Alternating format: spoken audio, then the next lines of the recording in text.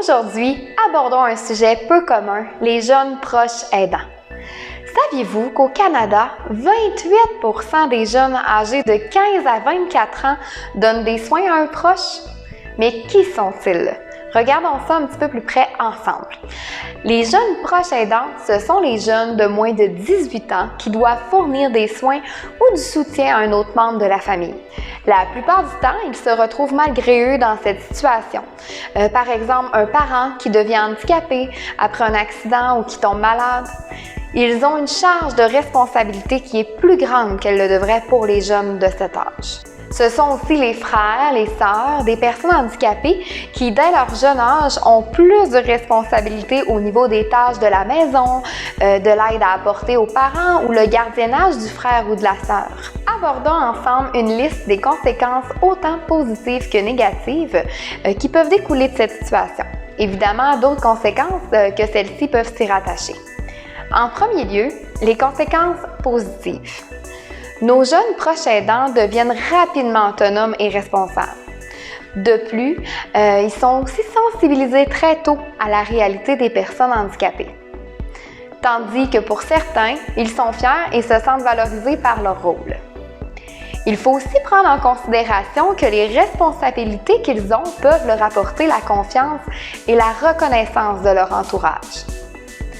Regardons maintenant les conséquences négatives. Ils vivent souvent une forme de rejet ou de manque d'attention puisque le frère ou la sœur a des besoins spéciaux qui nécessitent plus de temps et d'attention de la part des parents. Ils peuvent rapidement devenir parentifiés. La parentification est un processus interne à la vie familiale qui amène un enfant ou un adolescent à prendre des responsabilités plus importantes que ne le voudrait son âge et sa maturation, ce qui le conduit à devenir un parent pour ses parents.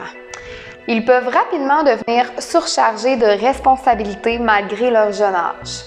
Il est aussi parfois difficile d'entretenir des relations avec les autres puisqu'ils manquent de temps pour eux.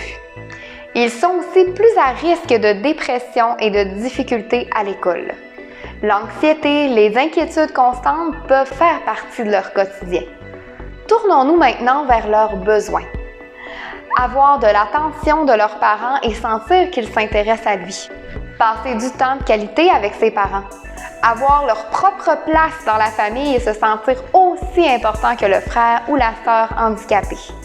Avoir du temps pour eux, pour s'amuser, sortir, voir ses amis, pratiquer ses propres loisirs. Avoir le soutien de la famille pour la division des responsabilités. Avoir des services appropriés comme le soutien à domicile. Pour terminer, je vous invite à consulter le site du Regroupement des aidants naturels du Québec au www.ranq.qc.ca pour des outils supplémentaires.